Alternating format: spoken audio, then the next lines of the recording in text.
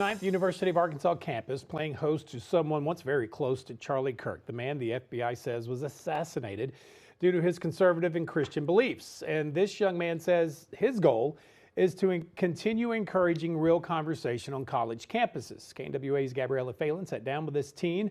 And Gabby, he told you he feels called to carry on these conversations. Brilyn Hollyhand is a 19-year-old political commentator. He got his start in politics at age 11.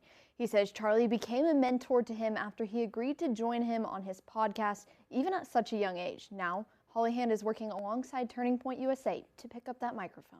My friend Charlie was one of the most down-to-earth personal people that I've met in this business. Charlie genuinely was a friend and mentor. That's how 19-year-old Brilyn Hollyhand says he'll remember his friend, Charlie Kirk. I want people to remember him as the bold, courageous man of faith that he was, because that's what he wanted to be remembered as. The two became friends after Kirk took a chance on a young kid. I first started paying attention to politics in the 11th, at 11 years old in the 4th grade.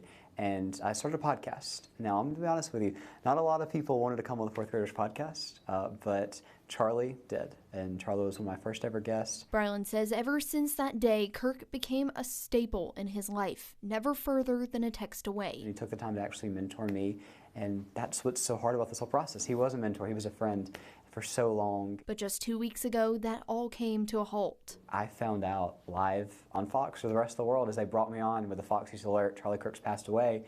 Now joining us is Brilyn, his friend, to react to it. And that was my initial reaction. And so the whole nation saw me, become emotional on live TV because that was genuine. It wasn't put on. That was my friend. Leaving him with what felt like an endless amount of questions. Okay, what do we do? Do we cower in the corner? Do we get silent? Do I get in a ball and cry for the rest of eternity? Or do I stay strong for Charlie?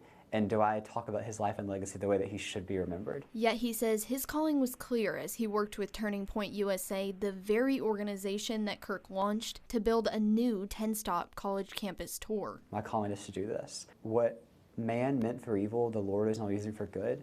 And out of this tragedy, we have to stand united. We have to stand boldly.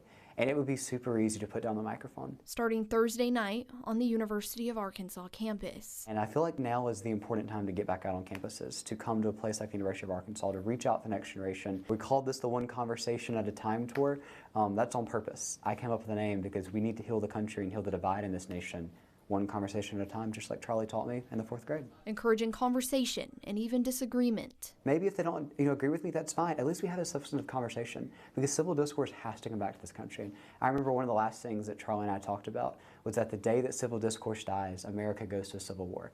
We can't get to that point. Brilyn says still the goal Kirk set remains the same. He wanted to come to campuses and spread the gospel and have these tent revivals in the middle of campuses because he felt that that was what was important. And what I want to be really clear is that's what our movement is now. Politics is temporary and faith is eternal. And as the college freshman moves on to the next tour stop, his hope is to not let the legacy be left behind. I hope and pray that I can have half of the impact that Charlie Kirk had on this generation of continuing conversations.